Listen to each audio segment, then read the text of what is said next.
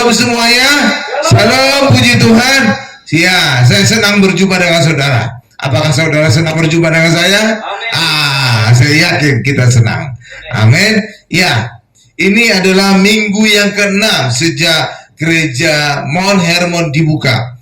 Dan sesuai dengan janji saya, setiap minggu saya akan membahas, akan menyampaikan firman berurut dari Kejadian, Keluaran, Imamat, Bilangan, terus sampai Wahyu. Dan kesimpulannya harus Tuhan Yesus. Itulah sebabnya hari ini kita sampai kepada kitab yang ke-6 dari Alkitab. Dan itu adalah kitab Yosua. Yosua, ya. Judul khotbah kita adalah Yosua sebagai pemimpin. Apa judulnya Bapak Ibu? Yosua sebagai pemimpin. Ya. Kitab Yosua dibuka dengan peralihan kepemimpinan bangsa Israel dari Musa kepada Yosua. Ya, di Alkitab ada beberapa contoh adanya peralihan. Ya, kalau kita perhatikan pada masa Tuhan Yesus akan selalu membawa 3 muridnya dalam peristiwa-peristiwa besar. Dan itu adalah ketiga murid itu adalah Petrus, Yakobus, dan Yohanes. Ya. Kenapa ketiga murid ini selalu diajak Yesus pada saat melakukan peristiwa-peristiwa besar? Karena ketiga nama murid ini punya arti. Ya, Petrus punya arti batu atau Petra, batu. Dan itu adalah gambaran hukum Taurat yang ditulis Allah pada 2 loh batu. Yang kedua adalah Yakobus. Ya, Yakobus itu artinya peralihan. Dan yang ketiga adalah Yohanes. Ya, Yohanes artinya anugerah atau kasih karunia. Ya, jadi kalau digabung ketiga-tiganya itu adalah Petrus, Yakobus, Yohanes artinya adalah hukum Taurat beralih ke anugerah. Ya, jadi ketika peristiwa besar terjadi, maka Yesus akan menunjukkan bahwa peristiwa besar terjadi kalau hidup kita beralih dari hukum Taurat ke anugerah. Iya, jadi itu maksud Tuhan Yesus selalu membawa 3 muridnya itu dalam peristiwa-peristiwa besar. Seperti contoh, ada 3 peristiwa. Ya, pertama adalah pada saat Tuhan Yesus membangkitkan anak Yairus dari kematian. Ya, ketiga murid ini ada, ya diajak. Ya, Petrus, Yakobus, Yohanes. Kedua adalah pada peristiwa Yesus dimuliakan di sebuah gunung yang tinggi, dan itu adalah Gunung Hermon. Dan ketiga murid ini juga diajak. Petrus, Yakobus, Yohanes. Dan juga yang ketiga adalah peristiwa saat Tuhan Yesus akan ditangkap di Taman Getsemane. Tuhan Yesus berdoa dan ketiga murid ini juga diajak. Petrus, Yakobus, Yohanes. Dan ini Yesus punya arti, punya maksud adalah bahwa peristiwa besar akan kita alami, akan orang Kristen alami pada saat hidup kita beralih dari hukum Taurat ke anugerah. Amin Bapak Ibu ya. Haleluya. Ya. Bahkan juga pada saat Tuhan Yesus dimuliakan, gambaran ketiga murid ini juga ada. Ya, Petrus, Yakobus, Yohanes itu ada, dan itu adalah ketika kehadiran Tuhan Yesus, Musa, dan Elia. Ya, Musa adalah gambaran Taurat karena hukum Taurat itu dibawa turun oleh Musa dari puncak Gunung Sinai. Elia adalah gambaran nabi-nabi atau peralihan. Lalu yang ketiga adalah Tuhan Yesus sendiri. Jadi kalau ketiga ini kita gabung, maka hukum Taurat beralih ke anugerah. Oke, Bapak Ibu ya, sama seperti juga tadi Petrus, Yakobus, dan Yohanes. Iya, coba kita lihat pada saat Tuhan Yesus dimuliakan di sebuah gunung yang tinggi, dan itu adalah Gunung Hermon. Matius 17 ayat 4 sampai dengan 5. Oke, Matius 17 ayat 4 sampai dengan 5. Saya bacakan bagi kita semua ya. Demikian. Kata Petrus kepada Yesus, Tuhan, betapa bahagianya kami berada di tempat ini. Jika engkau mau, biarlah kudirikan di sini 3 kemah. 1 untuk engkau, 1 untuk Musa, dan 1 untuk Elia. Ayat 5. Dan tiba-tiba, katakan sama saya, tiba-tiba. Sedang ia berkata-kata, turunlah awan yang terang menaungi mereka. Dan dari dalam awan itu terdengar suara yang berkata, inilah anak yang kukasihi, kepadanya lah aku berkenan. Dengarkanlah dia, dengarkanlah Yesus. Ya, haleluya. Nah, sekarang lihat kepada saya akan jelaskan. Ya, ini adalah ayat ini adalah menceritakan pada saat Tuhan Yesus dimuliakan di sebuah gunung yang tinggi, dan itu adalah Gunung Hermon. Nah, pada saat itu Petrus sangat bahagia, ya, sehingga dia punya inisiatif, ya, akan mendirikan 3 kemah, mendirikan kemah untuk Tuhan Yesus, mendirikan 1 kemah untuk Musa, dan mendirikan kemah untuk Elia. Oke, Bapak Ibu ya, terkesan baik. Baik nggak Bapak Ibu? Oh baik, tapi disitulah kesalahannya. Apa kesalahannya Pak? Kesalahannya adalah dia ingin menyamakan Tuhan Yesus dengan Musa dan Elia. Padahal Tuhan Yesus tidak bisa dibandingkan dengan siapapun. Oke Bapak Ibu ya, itulah sebabnya pada saat Petrus bicara usulannya itu, tiba-tiba, muncul kata tiba-tiba. Artinya apa? Tuhan Yesus, ucapan Petrus diinterupsi oleh Allah. Kenapa? Karena Allah tidak berkenan Tuhan Yesus disamakan Petrus dengan Musa dan Elia. Ya, dalam kehidupan kita juga demikian. Jangan pernah kita menyamakan Tuhan Yesus dengan siapapun, nabi-nabi di Alkitab. Jangan pernah, karena Tuhan tidak berkenan. Karena Allah tidak berkenan.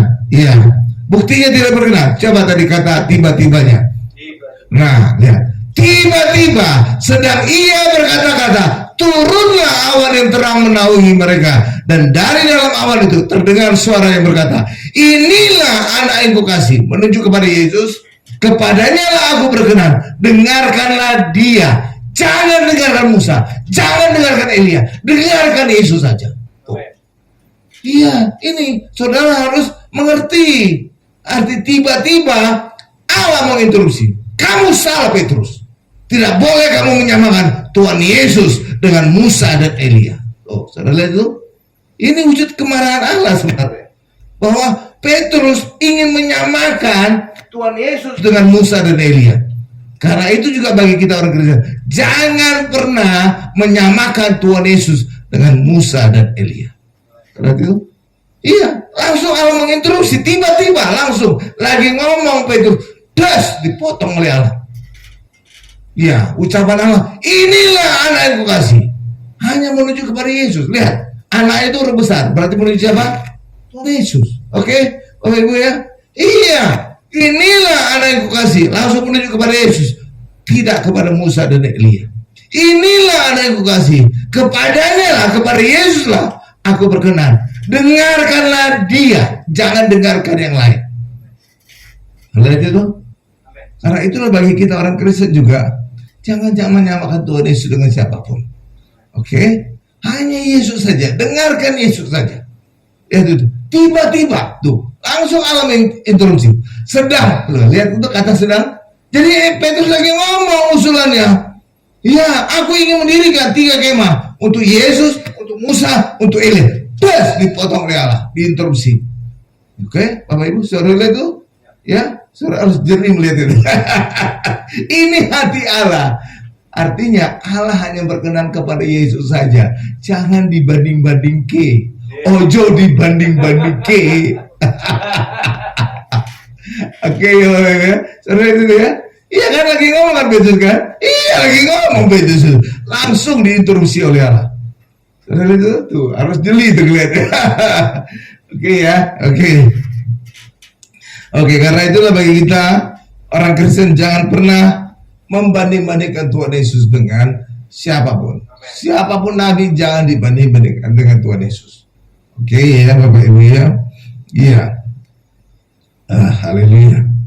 Nah, kita berikutnya, kenapa Allah menolak Musa memimpin bangsa Israel masuk ke tanah Kanaan? Kenapa? Harus dilanjutkan oleh Yosua kan? Saudara pernah bertanya lah, kenapa sih Musa dan Harun tidak boleh memimpin bangsa Israel masuk tanah Kanaan dan harus digantikan oleh Yosua? Kenapa? Apa salahnya Musa dan Elia? Apa salahku? Apa dosaku? Saya pernah bertanya, nah, kalau saya selalu jeli gitu ya, ya saya harus kritis. Kenapa? Kenapa gini? Kenapa enggak gitu? Kenapa di sini? Kenapa enggak di situ? Gitu, Bapak Ibu. Oke? Ya, kenapa? Musa tidak dan Harun tidak boleh masuk tanah Kanaan? Karena mereka melakukan kesalahan fatal, tapi terkesan tidak salah. Kayaknya kesannya kesalahan sepele. Apa kesalahan Musa? Kesalahan Musa adalah Musa disuruh bicara kepada gunung batu. Iya ya. Tapi nyatanya Musa memukulnya. Kan kesannya kan sepele kan? Disuruh bicara kepada gunung batu, tapi Musa memukul. Pak, itu kan beda-beda tipis, Pak. Ngomong dengan memukul. Kok kayaknya biasa aja. Saya sudah lihat itu. Ya kan? Disitulah rahasianya. Kenapa, Pak? Itu kesannya sepele, tapi itu tahu nggak saudara? Itu kesalahan fatal. Kenapa kesalahan fatal? Jadi Musa itu mengeluarkan air atau sungai dari gunung batu itu 2 kali. Ya, satu di Rafidim jelas disebut nama tempatnya, satu lagi nggak disebut nama tempatnya. Ya, nah, itu Musa mengeluarkan sungai dari gunung batu. Pada saat itu orang Israel sangat kehausan. Pada saat pertama kali, benar Musa disuruh memukul gunung batu dan keluar air, ya kan? Tapi pada saat kedua, Musa disuruh berbicara kepada gunung batu, hai gunung batu, keluarkan sungaimu untuk bangsa Israel bisa minum. Tapi nyatanya Musa bukan bicara, Musa memukul. Terkesan sepele, tapi disitulah kesalahan fatal. Kenapa Pak kesalahan fatal? Begini Bapak Ibu, ketika Musa pertama kali memukul gunung batu di Rafidim, itu adalah gambaran Tuhan Yesus disalibkan. Ya, karena apa? Gunung batu itu gambaran Tuhan Yesus akan mengeluarkan air hidup, air Roh Kudus. Oke, dan itu dipukul oleh Musa, dan Musa adalah gambaran hukum Taurat. Dan Yesus disalibkan karena tuduhan para imam. Yesus menghujat Allah, dan itu hukum pertama dari hukum Taurat.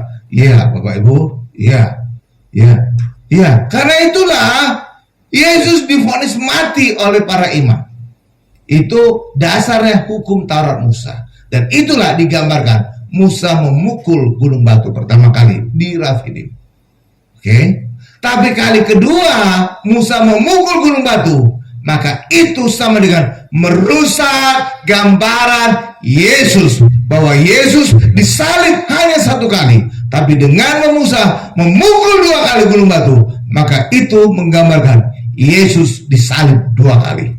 Itu kesalahan fatal banget. Sudah lihat?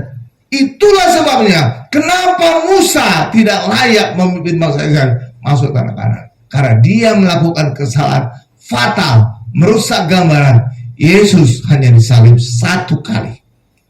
Oke Bapak Ibu, saya lihat itu. Tuh, luar biasa kan? Orang kan jarang lihat ini. Iya, jadi Musa sudah merusak gambaran Yesus, bahwa Yesus hanya disalib 1 kali. Tapi Musa dengan memukul 2 kali gunung batu, maka dia menggambarkan Yesus disalib 2 kali. Oke Bapak Ibu ya. Oke. Nah, itu juga bisa terjadi pada orang Kristen. Iya, orang Kristen juga bisa melakukan kesalahan seperti Musa lakukan, menyalibkan Tuhan Yesus 2 kali. Bagaimana bisa terjadi, Pak? Iya. Artinya, ketika orang Kristen kembali hidup di dalam hukum Taurat, kembali hidup mengandalkan perbuatan baiknya untuk berkenan di hadapan Allah, dan itulah hidup di bawah hukum Taurat. Karena hidup di bawah hukum Taurat, manusia harus melakukan hukum Taurat, mengandalkan perbuatannya, dan nyatanya manusia itu gagal. Nyatanya manusia itu berdosa. Nyatanya manusia itu menjadi hidup di dalam kutuk. Karena Ulangan 28 ayat 15 berkata, jika kita tidak bisa mendengar dan melakukan hukum Taurat, maka kutuk akan mengejar kita. Itulah sebabnya ketika orang Kristen, orang Israel gagal melakukan hukum Taurat, pasti gagal. Karena hukum Taurat itu standar kebenaran, standar kekudusan, standar kebaikan Allah. Manusia di bawah standar. Itulah sebabnya ketika manusia berusaha berkenan di hadapan Allah dengan melakukan hukum Taurat, mereka gagal. Hanya Yesus saja yang berhasil. Itulah sebabnya kekristenan hanya percaya kepada Yesus, maka Allah menganggap kita telah menggenapi hukum Taurat untuk menjadi benar di hadapan Allah. Amin, Bapak Ibu. Ya, jadi orang Kristen itu benar karena percaya, bukan benar karena berbuat. Oke, Bapak Ibu ya. Ya, hukum Taurat itu karena gagal dilakukan selalu mendatangkan kutuk. Maka Yesus harus menebus manusia dari kutuk hukum Taurat. Coba kita buka Galatia 3:13. Sini akan kita lihat Galatia 3:13. Iya, dari sini kita akan tahu, oh itu toh kesalahan Musa. Oh ternyata fatal banget.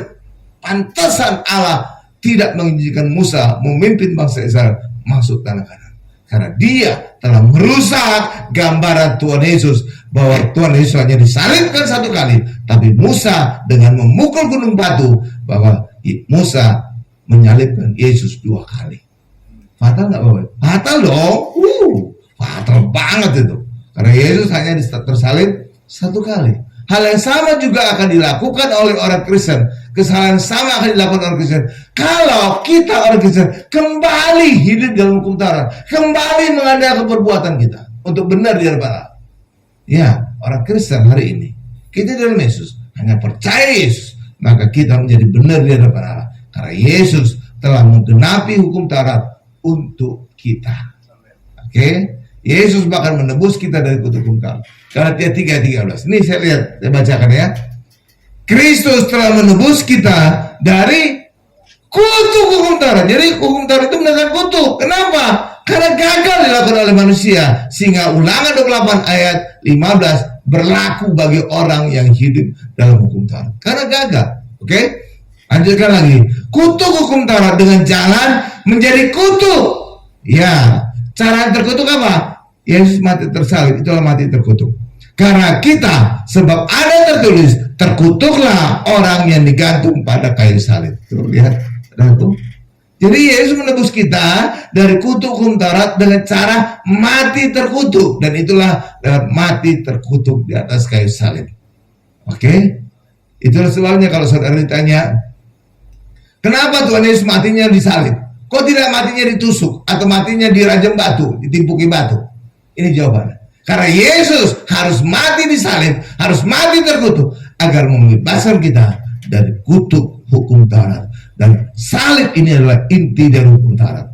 Minggu lalu saya sudah jelaskan, 10 hukum Taurat dirangkum itu menjadi 2 hukum kasih. Kasih kepada Allah dan kasih kepada sesama. Kalau 2 hukum kasih ini dirangkum lagi, muncul satu kata, salib. Ini salib. Garis tegak adalah kasih kepada Allah, garis mendatar adalah kasih kepada sesama. Lihat itu. Jadi Yesus harus mati tersalib, bukan cara mati yang lain. Agar apa mati tersalib? Agar Yesus bisa menebus kita dari kutuk hukum Taurat. Oke, Bapak Ibu ya. Oke, lihat ini. Jadi hukum Taurat itu mendatangkan kutuk, dan Yesus telah menebus kita. Lihat kematiannya di atas kayu salib. Itulah sebabnya kalau orang Kristen ya kembali lagi hidup dalam hukum Taurat, maka mereka kembali lagi hidup dalam kutuk, dan mereka berharap ditebus lagi oleh Tuhan Yesus. Lihat kematiannya di atas kayu salib. Itulah menyalibkan Yesus 2 kali. Oke, Bapak Ibu ya. Iya. Dan itulah kesalahan yang sama yang dilakukan oleh Musa, memukul gunung batu 2 kali. Oke, dan itu kesalahan fatal, sehingga lewat kesalahan ini maka Musa tidak layak memimpin bangsa Israel masuk tanah Kanaan, dan harus digantikan oleh Joshua. Ya, dan itu Joshua adalah gambaran Tuhan Yesus. Itu punya arti apa? Bahwa orang Kristen tidak akan bisa masuk surga dengan mengandalkan perbuatannya melakukan hukum Taurat, tapi orang Kristen hanya bisa masuk surga dengan percaya kepada Tuhan Yesus dan karya salibnya. Amin, Bapak Ibu. Amin. Oke. Luar biasa ya. Saudara lihat, ada luar biasa. Jadi sekarang saudara tahu, oh Musa melakukan salah fatal toh. Iya, disuruh bicara tapi dia pukul lagi gunung batu. Oh, itu artinya menyalibkan Yesus 2 kali. Fatal banget. Pantesan Musa nggak diizinkan Allah memimpin bangsa Israel. Saudara paham itu? Paham ya? Itu kan luar biasa kan? Karena sekarang tahu kan? Bahkan orang Israel aja nggak tahu mereka bingung. Kok Tuhan Yesus itu, ya, kok Musa itu nggak bisa masuk tanah Kanaan, ya? Oke, Bapak Ibu, karena kesalahan ini, mereka pikir kok kesalahan sepele sih, cuma disuruh bicara tapi dia pukul. Saudara nggak tahu, mereka nggak tahu di balik kesalahan itu ternyata dia melakukan kesalahan fatal karena dia merusak gambaran Tuhan Yesus. Hanya sekali saja, tapi dengan memukul 2 kali, dia menyalibkan Tuhan Yesus 2 kali. Ada paham itu?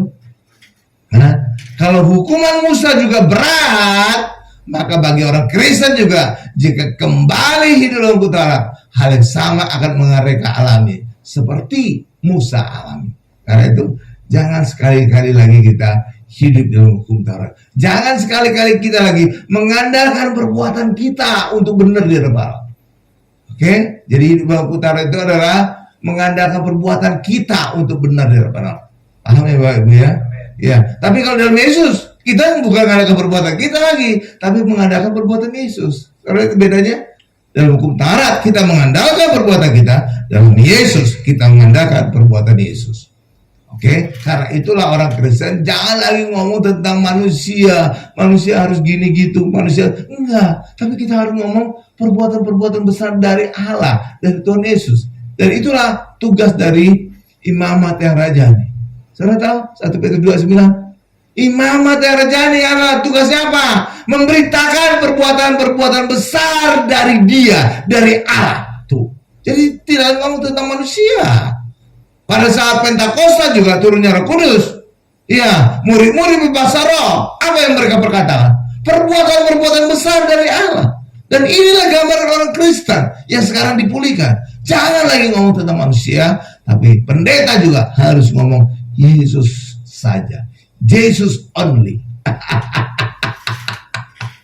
Oke, Bapak Ibu ya, mantap ya.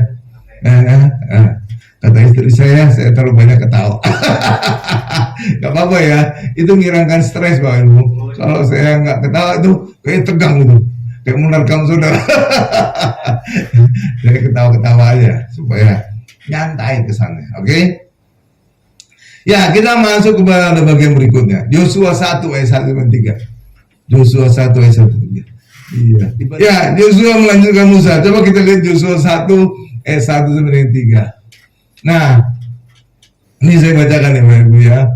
Sesudah Musa hamba Tuhan itu mati, berfirmanlah Tuhan kepada Yosua bin Nun, abdi Musa itu demikian. Ya. Hambaku Musa telah mati, sebab itu bersiaplah sekarang, seberangilah sungai Yordan ini, engkau dan seluruh bangsa ini menuju negeri yang akan kuberikan kepada mereka, kepada orang Israel itu. Terus ayat 3-nya terakhir, Yosua 1 ayat 3. Setiap tempat yang diinjak oleh telapak kakimu, kuberikan kepada kamu, seperti yang telah kujanjikan kepada Musa. Jadi setiap tempat yang diinjak ini bicara tentang tanah Kanaan. Ketika mereka masuk tanah Kanaan, setiap tempat yang mereka injak itu menjadi milik mereka. Amin Bapak Ibu ya. Amen. Jangan orang Kristen ya mengutip ayat ini. Ya, ada beberapa kali saya dengar orang Kristen, setiap tempat yang saya injak akan menjadi milik saya. Oh, itu bahaya tuh. Nanti tanah orang saudara injak, ini milikku. Oh, gawat. Dibacok orang. Iya, ada beberapa orang Kristen gitu mengutip ayat ini. Mereka nggak tahu konteksnya. Konteksnya inilah pada saat bangsa Israel masuk tanah Kanaan, setiap tanah Kanaan yang mereka injak itu menjadi milik mereka. Oke, jangan orang Kristen ngutip sembarangan ayat ini. Setiap tempat yang saya injak menjadi milik saya. Nanti sebuah tempat tanah orang diinjak, ini milik saya. Gawat itu. Iya, saya pernah mendengar itu beberapa kali. Orang Kristen mengucapkan, setiap tempat yang saya injak menjadi milik saya. Ngutip ayat ini, Yosua 1:3 ya. Jangan ya.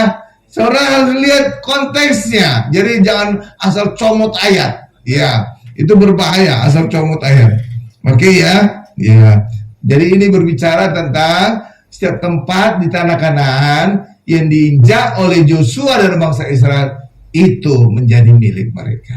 Amin Bapak Ibu ya. Itu ya konteksnya ya. Jangan orang Kristen asal comot ayat. Wah, bahaya. Ya, ya. Jadi Yosua inilah melanjutkan Musa menjadi gambaran juga Tuhan Yesus yang membawa kita ke surga. Jadi bukan dengan hidup di hukum Taurat kita mengandalkan perbuatan kita. Oke ya? Ya. Saya berulang kali selalu nasihatin orang Kristen dalam berbahasa ya. Jangan orang Kristen sekali-kali mengandalkan perbuatan untuk berkenan di hadapan Allah. Jangan sekali-kali. Karena kalau kita mengandalkan perbuatan untuk berkenan di hadapan Allah, tetangga sebelah lebih layak masuk surga daripada saudara. Benar. Mereka ibadah aja 5 kali sehari. Iya, kita sekali seminggu. Kalau mereka seminggu 7 kali 5, 35 kali. Tuh. Jauh banget sama kita. 35 banding 1. Oke? Baju juga gitu, pakaian. Mereka tertutup dari atas ke bawah, hanya lubang mata aja. Iya kan? Kalau kita kadang-kadang, you can see everything. Iya kan? Makanya jangan sekali-kali sok mengandalkan perbuatan. Iya, bahkan juga Tuhan Yesus pernah berkata tentang imam-imam ahli Taurat. Jika ibadahmu tidak lebih dari ahli Taurat Farisi, engkau tidak layak masuk surga. Oh iya Tuhan Yesus, ada ayatnya. Makanya jangan sok-sokan ngandalkan perbuatan. Iya, orang dunia lebih layak. Tapi hari ini kita lebih layak dari mereka semua. Karena kita ada di dalam Yesus. Dan lewat Yesuslah kita menjadi benar, kudus, dan berkenan di dalam Allah. Karena Yesus adalah anak yang dikasih dan berkenan kepada Allah. Amin Ibu ya. Ya, makanya jangan sok-sokan ngandalkan perbuatan. Kacau kalau gitu. Iya. Iya. Orang bisa masuk surga, ya, hanya lewat Yesus saja, seperti digambarkan oleh Joshua yang memimpin bangsa Israel masuk tanah Kanaan. Oke, jadi hanya Yesus saja yang bisa mengantar orang Kristen masuk kerajaan surga. Amin. Joshua itu menunjuk kepada Yesus. Joshua artinya juru selamat. Oke ya, itu menunjuk kepada Yesus. Jadi Joshua kan yang memimpin bangsa Israel masuk tanah Kanaan kan? Ya, tapi sebenarnya kalau saudara pelajari kisah maksudnya bangsa Israel dari tanah Kanaan, sebenarnya Musa juga masuk, cuma setengah. Ya, tanah Kanaan itu sebenarnya dibelah 2 oleh sungai Yordan. Sebelah kanan dan sebelah kiri sungai Yordan. Sebelah kanan Musa membagi tanah Kanaannya, dia masuk kepada suku Manasye, Gad, dan Ruben. Yang dilarang Allah adalah engkau tidak boleh masuk Kanaan menyeberang sungai Yordan. Nah, gitu Bapak Ibu. Jangan lupa sungai Yordannya. Iya ya, iya. Nah, sungai Yordan itu menyeberang sungai Yordan, itulah maksudnya tanah Kanaan yang kiri. Nah, tanah Kanaan kiri memang ketika Musa hidup dia tidak masuk tanah Kanaan yang kiri. Ya, tanah Kanaan kiri itu ada Yerusalem, Nazaret, itu nanti akan ada kota-kota itu. Yang kanan itu hanya Gerasa. Oke ya. Ya. Jadi tanah Kanaan kiri memang ketika Musa hidup dia tidak masuk tanah Kanaan kiri yang menyeberang sungai Yordan. Tapi secara roh akhirnya Musa masuk. Itu terjadi pada saat Yesus dimuliakan di sebuah gunung yang tinggi dan Yesus berjumpa dengan Musa dan Elia. Jadi itu ada di sebelah tanah Kanaan yang kiri. Jadi Musa masuk tanah Kanaan yang kiri dalam roh. Oke ya, pada saat Yesus dimuliakan. Paham ya Bapak Ibu ya? Ya, jadi Musa dilarang masuk itu tanah Kanaan yang kiri menyeberang sungai Yordan. Oke ya? Jelas ya? Ya. Jadi hukum Taurat itu standar kekudusan, kebenaran, kebaikan Allah. Dan manusia di bawah standar, itulah sebabnya manusia tidak bisa berkenan di hadapan Allah. Ya, dengan melakukan hukum Taurat. Karena manusia pasti gagal melakukan hukum Taurat. Karena standarnya terlalu tinggi. Itu standar Allah itu. Standar kekudusan, kebenaran, dan kebaikan Allah. Dan manusia di bawah standar. Itulah sebabnya ketika manusia berusaha melakukan hukum Taurat, pasti selalu gagal. Oke ya, pasti selalu ujungnya menjadi kutuk. Karena kegagalan melakukan hukum Taurat itu ujungnya kutuk. Ulangan 28 ayat 15. Oke ya Bapak Ibu ya. Nah, karena itulah orang harus di dalam Yesus saja. Ya. Oke. Jadi kalau berusaha melakukan hukum Taurat justru kita gagal malah hidup dalam kutuk. Coba kita lihat Galatia 3 ayat 10. Iya. Galatia 3. Nah, ini saya bacakan ya. Inilah akibat kalau orang memaksakan diri hidup dalam hukum Taurat selalu gagal, selalu dalam kutuk. Ini saya bacakan ayatnya. Galatia 3 ayat 10. Karena semua orang tanpa terkecuali loh Bapak Ibu, Orang Israel termasuk juga orang Kristen yang hidup dari pekerjaan hukum Taurat itu berada di bawah kutuk. Oh, ini bukan kata saya, kata ayat ini. Karena apa? Karena selalu gagal melakukan hukum Taurat. Sebab ada tertulis, terkutuklah orang yang tidak setia melakukan segala sesuatu yang tertulis dalam kitab hukum Taurat. Karena itu kalau orang memaksakan diri hidup dalam hukum Taurat, harus semua hukum Taurat 10-10-nya dilakukan, dan itu tidak mungkin dilakukan manusia. Amin. Karena itu adalah standar kebenaran, kekudusan, dan kebaikan Allah. Oke, Bapak Ibu ya. Nah, berikutnya, hukum Taurat itu datang lebih dulu dari anugerah. Ya. Coba kita lihat Galatia 3 ayat 24 sampai dengan 25. Ini ayat ini banyak sekali maknanya. Akan saya jelaskan. Ya. Mudah-mudahan kita bisa nangkap semua nih. Galatia 3 ayat 24 sampai 25. Ini maknanya banyak sekali. Oke, Galatia 3 ayat 24 sampai 25. Ini saya bacakan ya. Jadi hukum Taurat adalah penuntun bagi kita sampai Kristus datang. Ya, sampai Kristus datang. Oke. Supaya kita dibenarkan karena iman. Oke. Terus 25. Sekarang iman itu telah datang. Karena itu kita tidak berada lagi di bawah pengawasan penuntun atau di bawah pengawasan hukum Taurat. Jadi kembali ke ayat 24. Jadi ada dua periode. Ya Bapak Ibu ya. Ada periode orang dituntun oleh hukum Taurat. Periode berikutnya adalah orang hidup di dalam Yesus. Jadi ketika orang dituntun hukum Taurat, ini akan berhenti pada saat Yesus datang sesuai ayat. Oke Bapak Ibu ya. Oke ya. Sampai Kristus datang. Oke. Jadi berhenti sampai Kristus datang. Oke. Setelah itu maka orang hidup dalam Kristus Tuhan Yesus, tidak lagi hidup dalam hukum Taurat. Periode ini sudah selesai. Oke. Makanya ketika kita sudah hidup dalam Yesus, jangan lagi kembali hidup dalam hukum Taurat. Itu awalnya. Oke. Tapi setelah Yesus datang, maka kita tidak lagi hidup dalam hukum Taurat, tapi hidup di dalam Yesus sesuai ayat. Oke Bapak Ibu ya. Itu ibarat gini. Anak kita mungkin pada saat masa kecil, masih kecil, kita butuh babysitter yang mengawasi. Ya, yang memandiin, ngasih makan, ngurus kotorannya dan segala macam. Ya, babysitter. Ya, sekarang banyak orang gitu. Ya, saya juga gitu. Ya, kenapa? Hal-hal gitu orang lain aja. Yang senang-senang baru saya. Cium-ciumi anak, peluk-peluk. Itu jangan yang lagi nya kita bersih. Aduh, janganlah.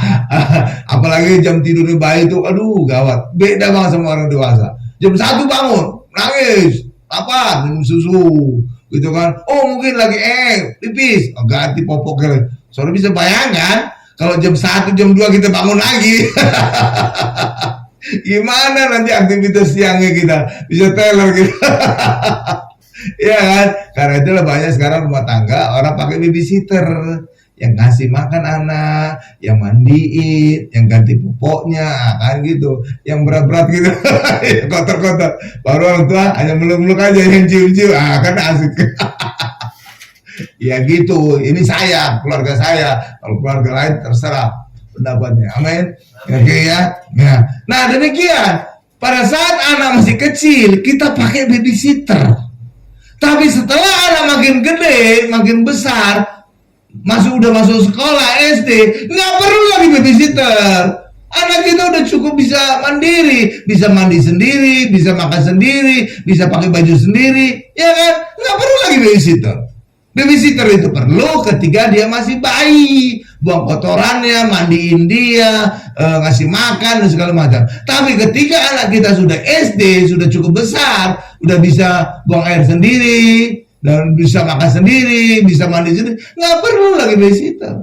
Oke? Maka ini dia bisa sendiri, nggak perlu babysitter. Hal yang sama seperti juga hukum Taurat ini. Awalnya memang hukum Taurat ketika orang masih bayi rohani. Tapi ketika semakin kita bertumbuh dewasa, nggak perlu lagi hukum Taurat. Kita hidup di dalam iman kepada Yesus saja. Paham Bapak Ibu ya? Paham ya? Ya, sama juga seperti ketika saudara ngantar teman saudara pulang kampung misalnya. Saudara ngantar dia sampai terminal. Yang naik bis dia, saudara di luar. Setelah itu dia pergi, saudara nggak ikut, saudara tinggal. Amin. Iya, saudara pulang kan? Itulah kisah ini hukum Taurat. Pada masanya ada masa orang hidup hukum Taurat, masih bayi rohani. Tapi ketika semakin dewasa rohani, kita tidak perlu lagi hukum Taurat. Kita hidup dari iman kepada Yesus. Oke Bapak Ibu ya. Jadi jangan lagi ketika kita hidup dengan Yesus kembali lagi ke hukum Taurat. Itu sama dengan kita memutar balik jam untuk kita menjadi bayi lagi. Oke ya, jangan ya. Iya. Oke Bapak Ibu ya. Nah, itu makna pertama. Jadi ada masa periodenya hukum Taurat, ada masa periodenya Tuhan Yesus. Oke. Tadi berdasarkan iman, dibenarkan karena iman. Oke. Banyak orang nggak ngerti tentang iman. Ya, saya akan jelaskan ya. Ya, apa sih iman bagi orang Kristen? Beda, jangan saudara banding-bandingkan dengan iman dari tetangga sebelah. Jangan, itu beda banget. Ya, iman dalam kekristenan itu apa? Nih, saya kasih contoh yang sederhana ya. Oke ya, agar saudara bisa paham. Misalkan saudara punya toko, oke? Misalkan toko itu, ya ini air mineral. Yang pertama adalah toko saudara jalankan sendiri, oke?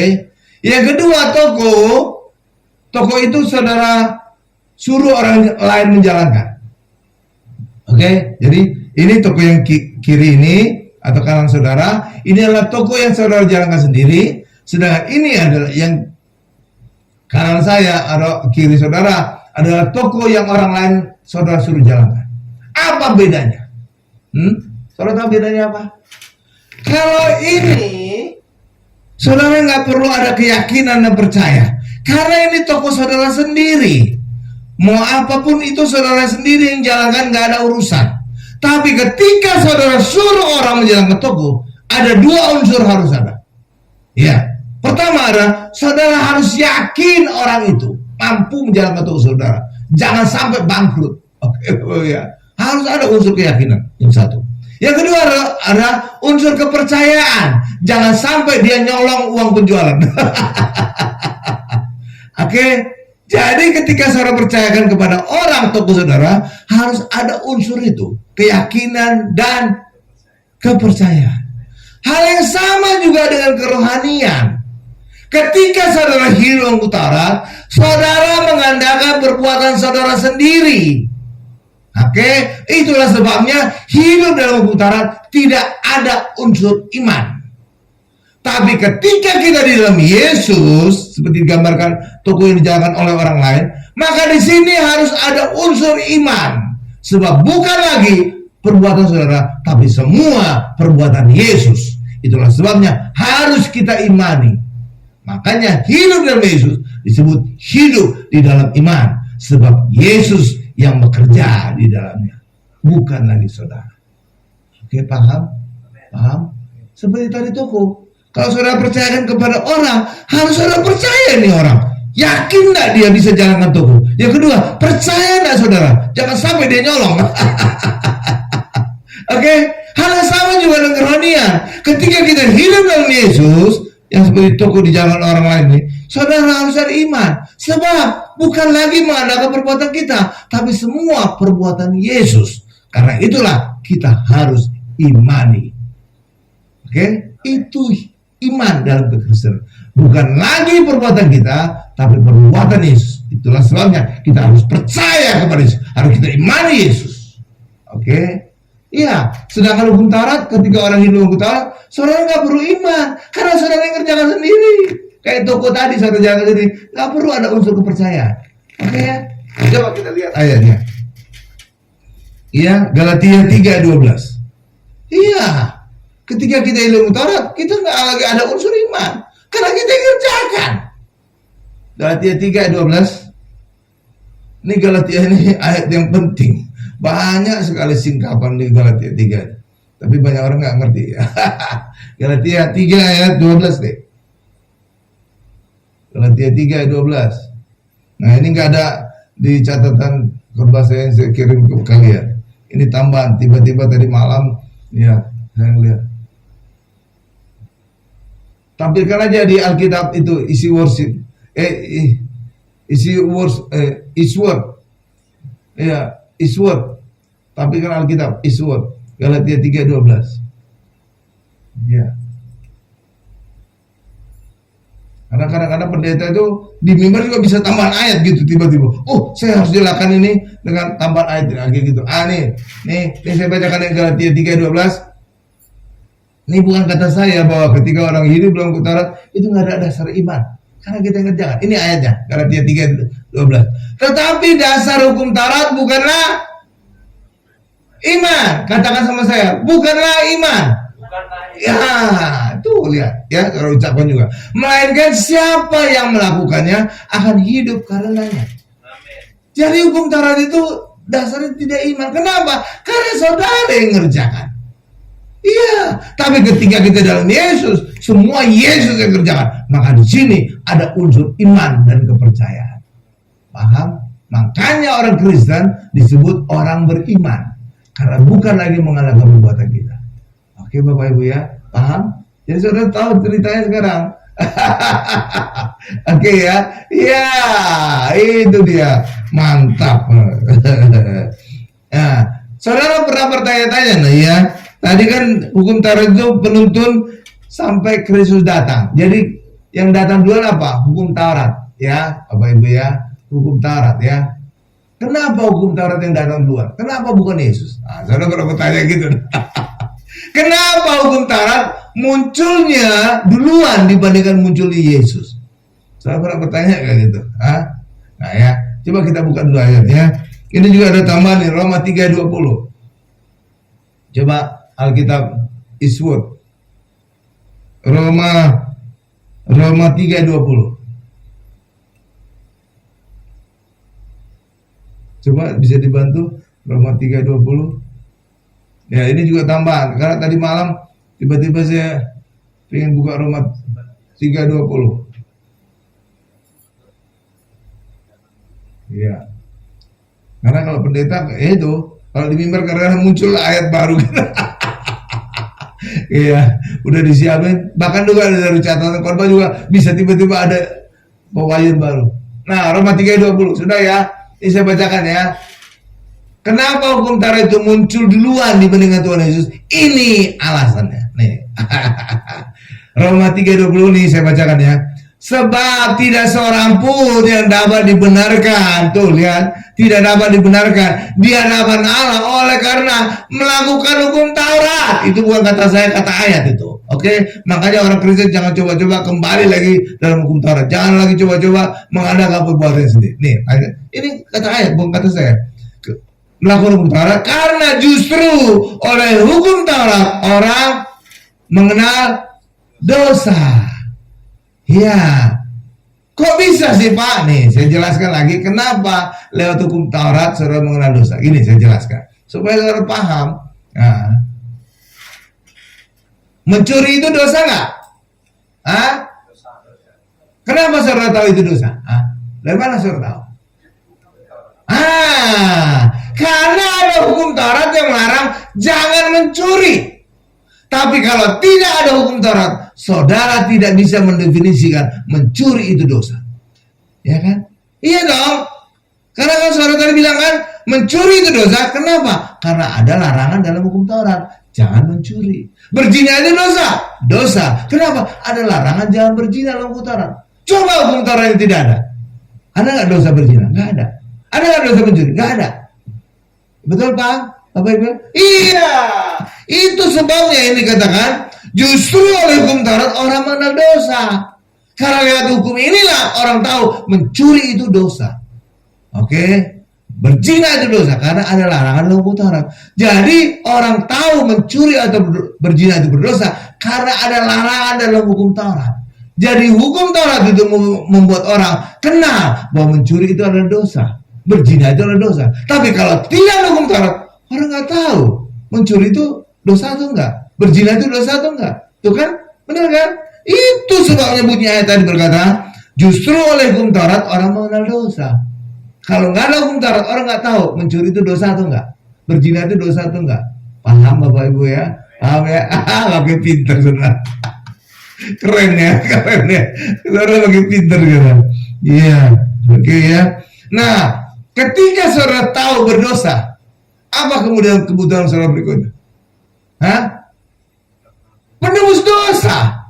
Lah iya dong, karena dosa itu hukumannya maut. Ubah dosa adalah maut. Oke? Itulah sebabnya supaya saudara tidak mati, saya perlu juru selamat. Saya perlu penebus dosa. Itulah saat itulah orang butuh Tuhan Yesus.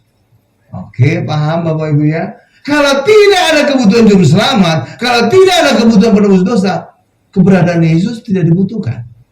Paham Bapak Ibu ya? Paham? Iya dong. Tuhan Yesus kan juru selamat, benar? Iya. Tuhan Yesus kan penebus dosa, benar? Iya. Jadi Yesus keberadaannya sangat penting ketika orang sadar dia itu berdosa. Kalau orang tidak sadar dia berdosa, tidak berdosa, dia tidak butuh Tuhan Yesus. Itulah yang terjadi pada ahli Taurat dan Farisi dan imam-imam pada masa Yesus. Mereka berpikir mereka itu orang benar. Iya, mereka itu ahli Taurat, mereka itu imam-imam, mereka itulah Farisi. Wah, kami orang benar, tidak butuh Yesus. Tidak butuh Yesus sebagai penebus dosa. Tidak butuh Yesus sebagai juru selamat. Iya, itulah sebabnya coba saya perhatikan. Yang datang kepada Yesus adalah orang-orang yang merasa berdosa. Pemungut cukai datang kepada Yesus. Penjina datang kepada Yesus. Kenapa? Karena mereka butuh juru selamat. Paham Bapak Ibu ya? Paham? Tapi coba saya perhatikan ahli Taurat, imam-imam, Farisi. Mereka nggak ada yang datang kepada Yesus. Kenapa? Karena mereka merasa sudah menjadi orang benar. Oke. Iya. Itu sebabnya mereka tidak datang kepada Yesus. Oh, udah benar, ngapain? Kami nggak perlu juru selamat. Kami tidak perlu penebus dosa. Tapi coba perhatikan, yang datang kepada Yesus adalah pemungut cukai yang merasa berdosa, penjina yang merasa berdosa. Karena mereka butuh penebus dosa dan juru selamat. Itulah sebabnya kenapa hukum Taurat muncul duluan daripada Yesus. Supaya orang butuh juru selamat. Karena orang merasa mereka berdosa. Adanya hukum Taurat menunjukkan orang berdosa, dan lewat kesadaran mereka berdosa, mereka butuh juru selamat. Mereka butuh penebus dosa. Amin. Paham ya? Itu sebabnya kenapa Tuhan Yesus datangnya setelah hukum Taurat. Bukan Yesus dulu baru hukum Taurat. Karena lewat adanya hukum Taurat, orang tahu mereka berdosa. Dan ketika mereka tahu berdosa, mereka butuh penebus dosa. Mereka butuh juru selamat. Paham Bapak Ibu? Berikan kemuliaan luar biasa bagi kami. Luar biasa ya. Tadi iman juga saudara jadi ngerti ya. Jadi kalau ngomong iman itu bukan lagi ngomong perbuatan kita, tapi kita mengacu kepada perbuatan Yesus yang kita percaya. Oke? Saudara lihat tadi perbandingan toko yang dijalankan orang lain dan toko yang saudara jalankan sendiri ya. Nah, ketika jalankan sendiri itu sama dengan hidup dalam putaran. Saudara mengandalkan perbuatan saudara sendiri. Sedangkan toko yang dijalankan orang lain ini ada unsur iman dan kepercayaan. Oke? Iya, karena itulah ada unsur keyakinan dan percaya. Sama juga dengan Yesus. Ketika kita dalam Yesus, Yesus sendiri yang mengerjakan, Yesus sendiri yang mengerjakan, ya kita percaya. Oke Bapak Ibu ya. Ya, coba kita lihat janji penyertaan Tuhan kepada Yosua. Yosua 1 ayat 5. Yosua 1 ayat 5. Haleluya. Bapak bagusnya dekat-dekat deh. Kalau ada problem jadi jangan jauh gitu. Jadi gitu. Jadi standby. Suami standby. Oke ya. Iya. Oke. Yosua 1 ayat 5 udah. Ini saya bacakan ya buat kita ya. Ini janji Allah kepada Joshua. Seorang pun tidak akan dapat bertahan menghadapi engkau seumur hidupmu. Seperti aku menyertai Musa, demikianlah aku akan menyertai engkau. Aku tidak akan membiarkan engkau dan tidak akan meninggalkan engkau. Oke Bapak Ibu ya. Jadi janji Allah kepada Yosua, Allah akan menyertai Yosua. Dan ini adalah sama dengan Immanuel. Janji Tuhan kepada kita, Tuhan akan menyertai kita, Immanuel. Amin ya Bu? Iya, Immanuel itu janji Allah akan menyertai kita. Ternyata itu sudah pernah dijanjikan Allah kepada Joshua. Aku akan menyertai engkau, tidak ada seorang pun yang akan dapat bertahan menghadapi engkau. Hal yang sama juga dijanjikan Allah kepada orang Kristen, Bapak Ibu. Iya, tidak ada orang yang dapat bertahan terhadap kita. Bahkan di dalam Roma 8 ayat 31 juga nggak usah dibuka. Jika Allah ada di pihak kita, siapakah yang akan melawan kita? Mantap itu. Jadi janji Allah itu luar biasa. Oke, penyertaan janji Allah akan menyertai kita, dan yang kedua adalah Allah di pihak kita. Maka siapa yang akan melawan kita?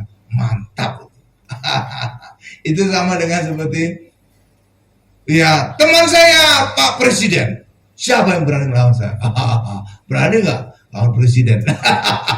Kayak gitu. Jadi saudara harus punya, orang Kristen harus punya keyakinan mantap. Kalau saudara saja bisa mengandalkan Presiden untuk membuat saudara ditakuti orang, apalagi Allah ada di pihak kita. Oh, mantap banget. Iblis takut kepada kita. Iya. Oke ya Bapak Ibu ya. Oke ya. Jadi Immanuel itu jaminan berhasil. Iya. Gimana Pak contoh? Ini kehidupan sehari-hari ya. Jaminan Immanuel bahwa itu menjamin kita berhasil. Ini saya kasih ilustrasi supaya saudara bisa paham banget. Ya. Immanuel. Misalkan saudara baru bekerja, jadi pegawai baru di suatu perusahaan, misalkan ya. Maka saudara biasanya ini akan diberikan SOP dari perusahaan itu, standar operating procedure. Prosedur apa yang harus saudara lakukan di perusahaan itu, aturan-aturan apa yang tidak boleh saudara langgar, dan sebagainya. Itu SOP dari perusahaan. Itu biasanya diberikan kepada pegawai baru. Oke? Dan apa hasilnya ketika pegawai baru diberikan SOP? Kalau IQ-nya tegak gitu, agak encer otaknya Bapak Ibu ya. Ya mungkin dia bisa ngerti, bisa memahami SOP itu 80%. Ya, nggak mungkin 100%. Pegawai baru. Ya kan? Kalau otaknya encer. Tapi kalau otaknya jeblak ya, otak ya, oke ya, kurang cerdas gitu ya. Mungkin dia ngertinya 60% SOP dari perusahaan. Oke ya. Bagaimana Pak agar pegawai itu bisa 100% ngerti SOP dari perusahaan? Saudara tahu caranya gimana? Caranya adalah dirut dari perusahaan itu menyertai pegawai baru itu. Maka itu akan menjadi jaminan 100% pegawai itu akan berhasil di perusahaan itu. Karena dirutnya, penguasa tertinggi di perusahaan itu menyertai orang itu. Maka itu akan memberi jaminan bahwa pegawai itu akan sukses di perusahaan itu. Oke? Iya, selain dia dapat SOP, dirut perusahaan juga menyertai orang itu. Oh, pasti itu sukses itu. Iya, udah pasti. Oke? Hal yang sama juga dengan kerohanian. Allah telah memberikan kita SOP, itulah Alkitab. Ya kan? Alkitab. Tapi kan semua orang nggak bisa mengerti Alkitab 100%. Benar nggak? Benar kan? Iya. Nggak bisa ngerti 100%. Tapi ketika Allah menyertai kita, hidup kita, 100%, kita akan berhasil dalam hidup. Kenapa? Karena penguasa langit dan bumi menyertai kita. Maka kita pasti ada jaminan 100% berhasil dalam hidup. Paham Bapak Ibu ya? Paham? Iya, itulah sebabnya Immanuel itu sangat penting. Karena ini memberikan jaminan 100% hidup kita akan berhasil dan sukses. Paham? Jadi saudara sekalian bisa mengerti arti Immanuel itu sangat dahsyat. Karena Allah menyertai kita, penguasa langit dan bumi menyertai kita. Waduh, mantap itu. Kayak dirut tadi menyertai pegawai baru. Oh, pasti sukses itu. Pasti sukses, pasti. Iya dong, dirut menyertai pegawai baru. Mantap. Iya kan? Iya dong. Tapi kalau hanya dilepas saja, cuma dikasih SOP, tergantung IQ orang. Kalau rada encer katanya, oh ya 80% lah, mungkin bisa sukses, bisa ngerti SOP. Tapi kalau rada IQ jongkok gitu ya 60% pas-pasan. Ya kan? Tapi kalau dirutnya menyertai dia, 100% dia akan sukses di perusahaan itu. Hal yang sama juga dengan kehidupan kita. Tuhan telah memberikan kita SOP, Tuhan telah memberikan kita Alkitab. Ya, tapi itu belum menjamin 100% kita sukses dalam kehidupan. Tapi ketika Allah berjanji menyertai kita, Immanuel, maka itulah memberi jaminan hidup kita orang Kristen menjadi hidup yang sukses dan berhasil. Paham Bapak Ibu? Berikan kemuliaan luar biasa. Oke, luar biasa ya. Kita akan akhiri khotbah kita lihat ayat terakhir. Yosua 1 ayat 7-8. Nasihat Tuhan kepada Yosua. Setelah itu kita akan tutup dengan kesimpulan. Oke. Yosua. Sekarang saya pakai ada 3 kamera, 3 handphone. Supaya apa? Sekarang saya sudah bisa gabung-gabung 3 video. Supaya pakai edit TV itu ada suara dari depan, dari kiri, dari kanan. Sekarang ini bisa gondangan juga dari kiri, nanti dilihat dari depan. Keren. Jadi video saya nanti, keren banget itu. Iya kan? Baru pakai handphone. 3 handphone aja. Tapi handphone sekarang udah canggih-canggih. Hasilnya bagus. Oke, Yosua 1 ayat 8. Udah ya. Nih. Ini ayat terakhir kita ya. Yosua 1 ayat 7 sudah. Hanya kuatkan dan teguhkanlah hatimu dengan sungguh-sungguh. Bertindaklah hati-hati sesuai dengan seluruh hukum yang telah diperintahkan kepadamu oleh hambaku Musa. Janganlah menyimpang, katakan saya, menyimpang ke kanan dan ke kiri, supaya engkau beruntung kemanapun engkau pergi. Terus ayat 8 ya, terakhir. Janganlah engkau lupa memperkatakan kitab Taurat ini, ya, tetapi renungkanlah itu siang dan malam, supaya engkau bertindak hati-hati sesuai dengan segala yang tertulis di dalamnya, sebab dengan demikian perjalananmu akan berhasil dan engkau akan beruntung. Taurat itu kemudian sekarang ini kita adalah Tuhan Yesus. Tuhan Yesus adalah firman yang hidup. Oke Bapak Ibu ya. Taurat itu firman yang tertulis. Ya, tertulis di loh batu oleh tangan atau oleh jarinya Allah. Oke? Nah, jadi ayat ini bisa kita sebut juga gitu Bapak Ibu. Jangan menyimpang. Menyimpang artinya jangan murtad.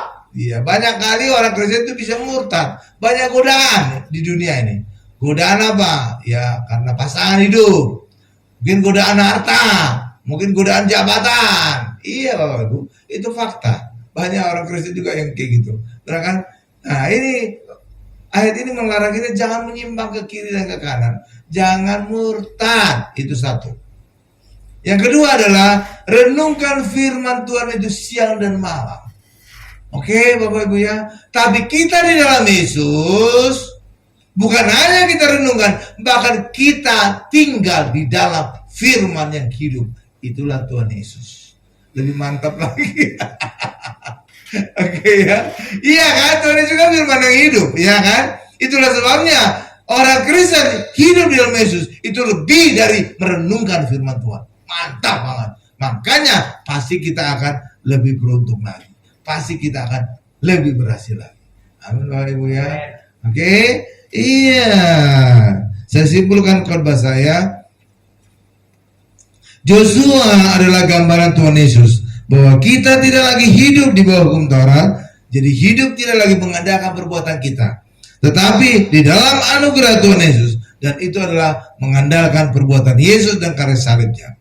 Dan itu memberikan kita jaminan untuk sukses, berhasil, dan masuk surga.